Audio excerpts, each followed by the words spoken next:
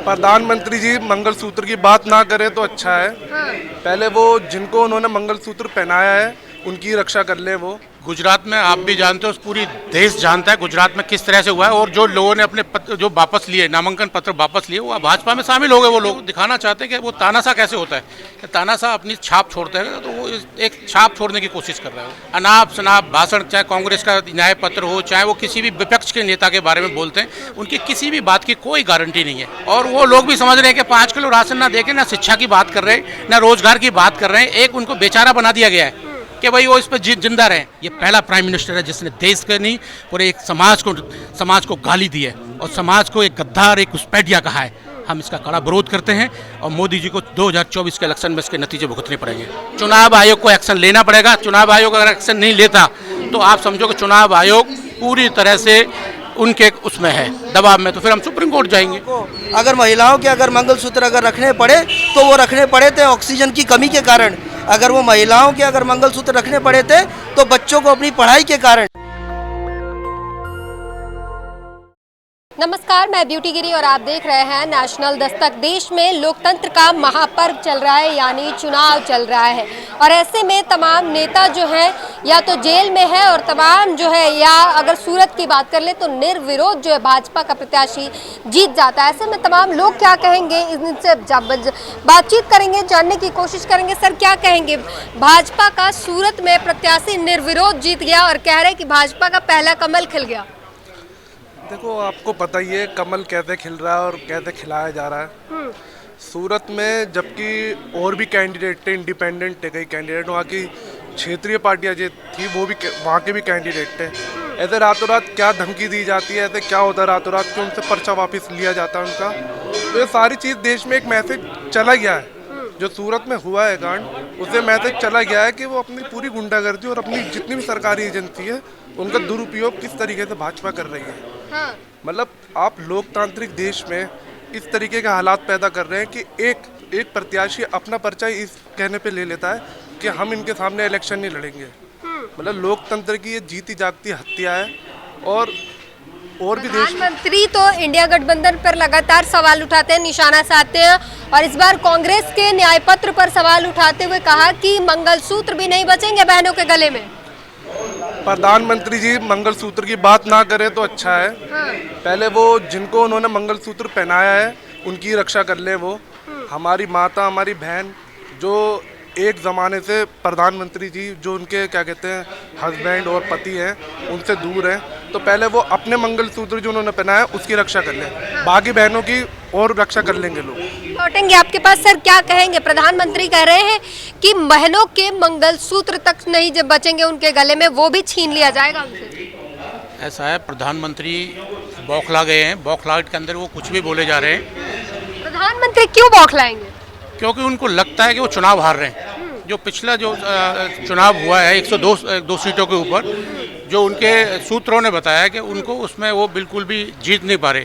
तो इस तरह से वो बौखला के वो हिंदू मुसलमान की राजनीति पर उतर आए और उन्होंने उसी को मुद्दा बना के आगे लेके चल रहे हैं, मगर वो फिर भी नहीं जीतेंगे। क्योंकि गुजरात में तो कमल खिल चुका है, सूरत में उनके प्रत्याशी जीत गए, सांसद भी बन गए। गुजरात में आप भी जानते हो, पूरी देश जानता है गुजरात में किस तरह से हुआ है। और जो लोगों ने अपने जो वापस लिए, नामांकन पत्र वापस लिए, वो भाजपा में शामिल हो गए। वो लोग, पता है आपको ये बात कि वो शामिल हो गए। और अभी आपको पता लगा जो कांग्रेस का जो रिजेक्ट हुआ है वो भी शामिल होने जा रहा है भाजपा के अंदर। तो ये तो दबाव की राजनीति है। वो दिखाना चाहते हैं कि वो तानाशाह कैसे होता है, कि तानाशाह अपनी छाप छोड़ते हैं, तो वो एक छाप छोड़ने की कोशिश कर रहा है। अभी मात्र 102 सीटों पर ही चुनाव हुए हैं, बाकी सारे अभी बाकी हैं। तो क्या लगता है इन तमाम सीटों पर भी ऐसा कुछ होने को मिल सकता है या बढ़िया से चुनाव होगा? तानाशाह अपनी पूरी कोशिश करेगा, मगर यहाँ की हमारे देश की जनता ना बड़ी समझदार है और वो अब आगे इसको देखेगी और इसको होने भी नहीं देगी। मोदी जी गलतफहमी में जी रहे हैं और जिस तरह से वो अपना अनाप शनाप भाषण, चाहे कांग्रेस का न्याय पत्र हो, चाहे वो किसी भी विपक्ष के नेता के बारे में बोलते हैं, उनकी किसी भी बात की कोई गारंटी नहीं है। अगर वो गारंटी की बात करते हैं ना, तो सबसे पहले उन्होंने 2 करोड़ जो हर साल नौकरी देने की बात करी थी, उसकी गारंटी का क्या हुआ? उसके बाद जो उन्होंने कहा था बहुत हुई महंगाई की मार अब के मोदी सरकार, उसका क्या हुआ? महिलाओं पर अत्याचार, उसका क्या हुआ? ये सब उनका वो है, झूठ का पुलिंदा है। वो सिर्फ झूठ के अलावा इस देश को और कुछ नहीं। राशन का गारंटी तो दे रहे हैं, 5 किलो आगे भी मिलता रहेगा 5 सालों तक। 5 किलो राशन, 5 किलो अनाज खाएगा क्या वो? अनाज के साथ उसे पिसवाना भी होता है, पिसवाने के साथ घर में सब्जी भी बनती है और तेल भी आता है, उसके बाद में गैस सिलेंडर भी आता है। तो वो कहाँ से आएगा? वो अनाज खाएगा क्या खाली? तो 5 किलो राशन से कोई कुछ नहीं हो रहा है। ये सिर्फ एक नौटंकी नाटक है और वो लोग भी समझ रहे हैं कि 5 किलो राशन ना देके ना शिक्षा की बात कर रहे हैं, ना रोजगार की बात कर रहे हैं। एक उनको बेचारा बना दिया गया है कि भाई वो इस पर जिंदा रहें।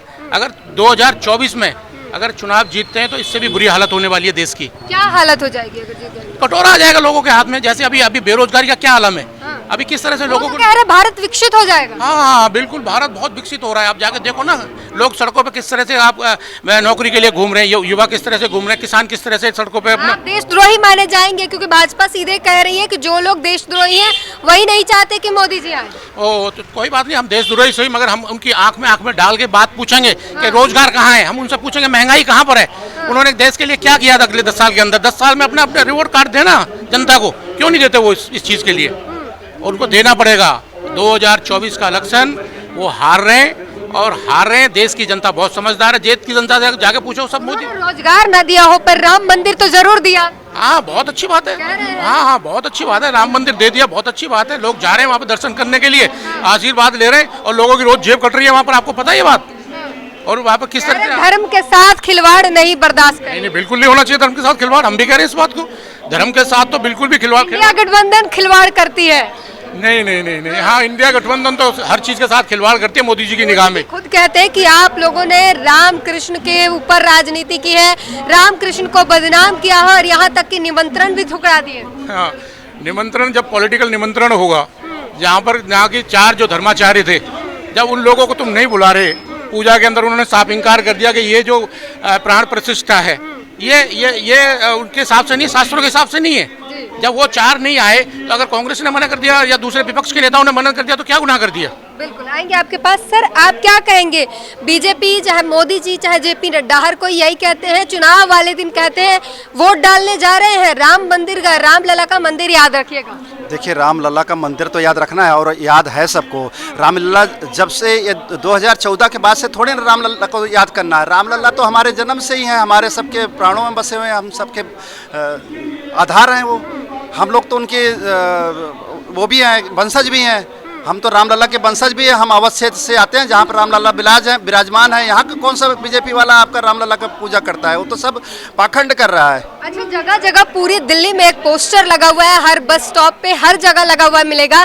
मोदी जी कहते हैं कि भ्रष्टाचार भगाओ और आप लोग कहते हैं कि भ्रष्टाचारी को बचाओ। उसमें सबसे बड़ा पोस्टर जो है केजरीवाल है सेंटर में और बाकी इंडिया गठबंधन के नेता है। क्या कहेंगे उसको? देखिए, मोदी जी बहुत अच्छा कह रहे हैं। वो भ्रष्टाचार को किस तरह से हटा रहे हैं? वो पूरब से लेकर पश्चिम तक लेकर उत्तर से लेकर दक्षिण तक सारे भ्रष्टाचारियों को अपने साथ करके और एक वॉशिंग मशीन रखे हुए हैं जिसमें मोदी वॉशिंग पाउडर है, उसको डाल के उसको 4 बार घुमा देते हैं, अपने आप वो क्लीन हो जाता है, उसको अपने साथ रख लेते हैं तो सारे भ्रष्टाचारी खत्म हो गए। मोदी जी ज्यादा स्वच्छ है, उनके साथ मिलने के बाद सब लोग स्वच्छ हो जाता है। देखो, मोदी जी के पास जो वॉशिंग मशीन है ना, washing machine powder, Modi washing powder जो है, आज देश के अंदर 25 विपक्ष के ऐसे नेता थे जिनके ऊपर ये भाजपा ने जो भ्रष्टाचार के महा आरोप लगाए थे, वो सारे के सारे बीजेपी के अंदर हैं। तो ये तो भ्रष्टाचार, सही बात करेंगे, भ्रष्टाचार वो खत्म नहीं कर रहे, वो अपनी पार्टी के अंदर समा रहे हैं वो एक तरह से। तो वो तो सबसे बड़ी भ्रष्टाचार पार्टी है इस देश की। दिल्ली को लूटने का आरोप लगाते हैं कि केजरीवाल ने दिल्ली को लूट लिया है, मगर भाजपा ने तो देश को लूट लिया। जब वो 2014 में आए थे उस समय 49 लाख करोड़ का। मानते हैं कि दिल्ली मेरी बात पूरी हो, मेरी बात पहले पूरी होने दो। देश पे 70 साल के अंदर देश पे 49 लाख करोड़ का कर्जा था। आज 205 लाख करोड़ देश पर कर्जा है। तो 150 लाख करोड़ का कर्जा किसने खाया? वो कहाँ है पैसा? अगर सरकार आएगी, हर चीज का हिसाब देना होगा, हर मुद्दे का हिसाब देना होगा। मोदी जी को बताना पड़ेगा कि वो 150 करोड़ लाख रुपए कहाँ गए इस देश के विकास में गए। मोदी जी बता, वो हम पूछ लेंगे विकास कहाँ हुआ है, किसका विकास हुआ है, अडानी अंबानी का कैसे विकास हुआ है, कैसे उनको एयरपोर्ट दे दिया, कैसे उनको तुम्हारा सारा सड़क दे दिया, आसमान दे दिया, जमीन दे दी, सब कुछ उनको दे दिया। कैसे विकास हुआ है हमें सब पता है। आप कह रहे सरकार आएगी हमारी तो हिसाब देना पड़ेगा। कहाँ आपकी सरकार आएगी? वो 400 पार ला रहे हैं। देखो, ये तो 400 पार, वो बिल्कुल सही कह रहे हैं। वो 400 पार ही ला रहे हैं। 400 पार ला रहे हैं। वो 400 पता है कैसे ला रहे हैं? कैसे? वो किसी टेंट वाले को बोला होगा 400 पार कुर्सी लेके आना। हाँ, तो वो बस उसी में निपट जाएंगे। देखो, उनकी सभाओं में अब जनता नहीं आ रही, इसलिए और ज्यादा बौखला रहे हैं वो। इसलिए वो अपनी पार्टी के लोगों को गरिया रहे हैं, हाँ। क्योंकि पार्टी भीड़ के लोगों को क्यों गरियाएंगे? क्योंकि भीड़ नहीं आ रही रैलियों में, जिनको जिम्मेदारी दे रखी है, जिनको जिम्मेदारी दे रखी है वो काम ही नहीं कर पा रहे, क्योंकि जनता ही नहीं आ रही। इंडिया गठबंधन पर लगातार आरोप लगाते हुए और जो उन्होंने कहा कि घुसपैठियों में सारे पैसे बांट दिए जाएंगे, हिंदुओं के पैसे मुसलमानों में, ज्यादा बच्चों वालों में बांट दिए जाएंगे। ये देश का सबसे खतरनाक बयान है। 70 साल के अंदर किसी भी प्राइम मिनिस्टर ने किसी भी समुदाय के ऊपर उंगली नहीं उठाई। ये पहला प्राइम मिनिस्टर है जिसने देश के नहीं पूरे एक समाज को गाली दी है और समाज को एक गद्दार, एक घुसपैठिया कहा है। हम इसका कड़ा विरोध करते हैं और मोदी जी को 2024 के इलेक्शन में इसके नतीजे भुगतने पड़ेंगे। क्या नतीजे हो सकते हैं? हार, सिंपल सी बात है। भाजपा जा रही है तो बौखलाहट में कुछ भी बोले जा रहे हैं वो, और अभी तो उन पे FIR दर्ज होने जा रही है। आपको पता है ये बात? ये हेट स्पीच है, ये हेट स्पीच है। अभी यहाँ के हो चुके हैं, कुछ नहीं हुआ, चुनाव आयोग ने अभी कुछ पत्रकारों ने निजामुद्दीन थाने के अंदर, मैं आपको लेटेस्ट न्यूज बता रहा हूँ, कुछ पत्रकारों ने निजामुद्दीन थाने के अंदर FIR के लिए कॉपी दी है। उन्होंने बोला जी हम इसको पढ़ के अभी अपना वो विश्लेषण करेंगे। फिर उन्होंने जब बात नहीं बनी तो उन्होंने दिल्ली पुलिस कमिश्नर को वो एप्लीकेशन दी है कि मोदी जी के खिलाफ हेट स्पीच की FIR दर्ज हो।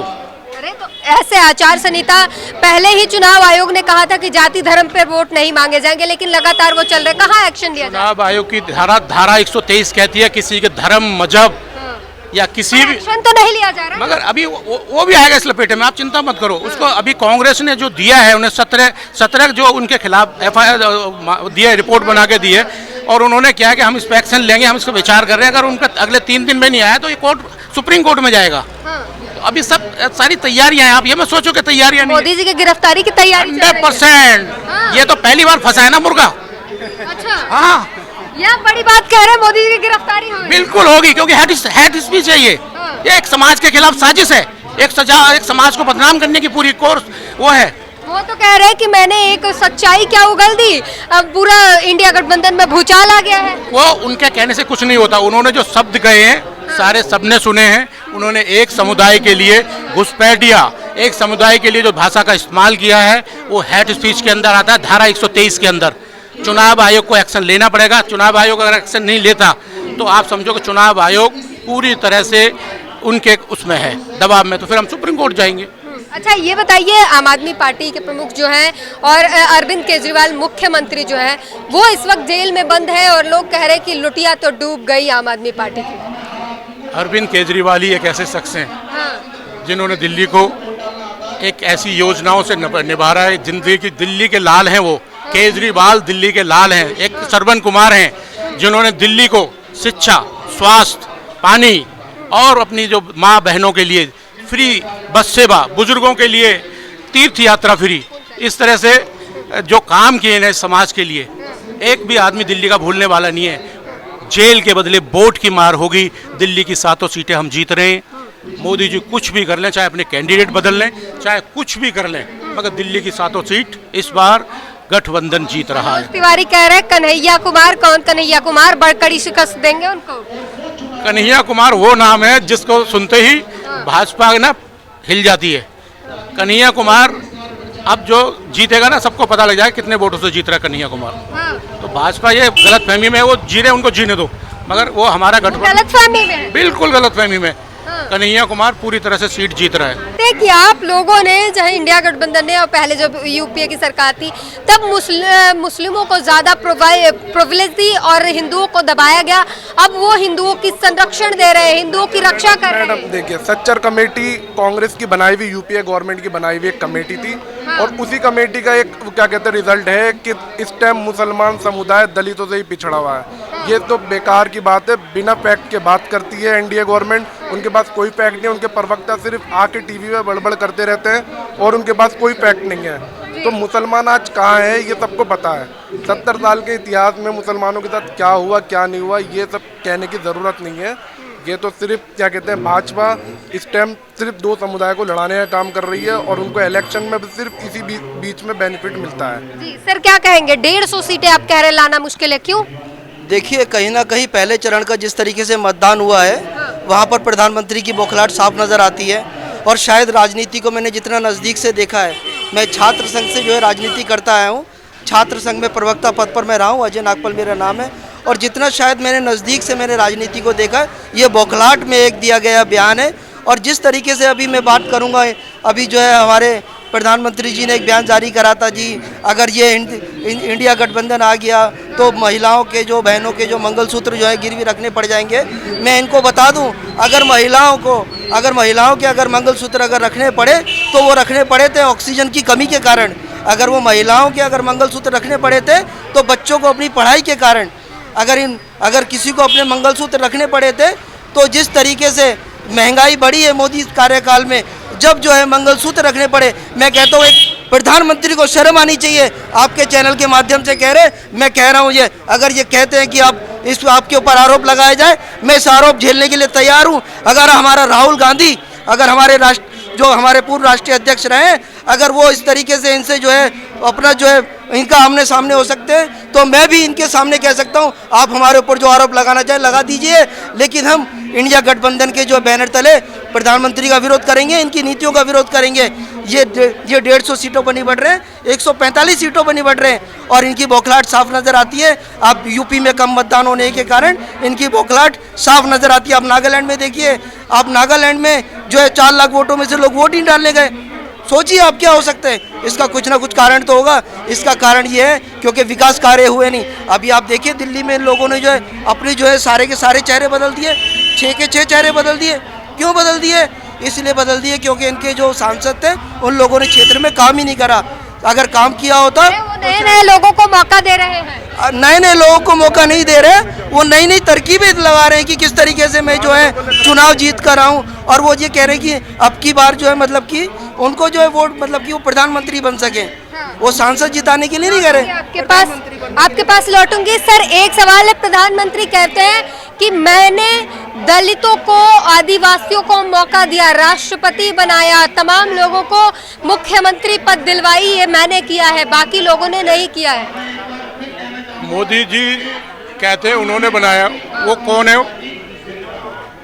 उन्होंने बनाया क्या? वो जो लोग बने क्या वो देश के नागरिक नहीं है क्या? उनको नहीं है उनका अधिकार? मौका देते हैं। अच्छा, मौका देते तो क्या कांग्रेस ने मौका नहीं दिया था?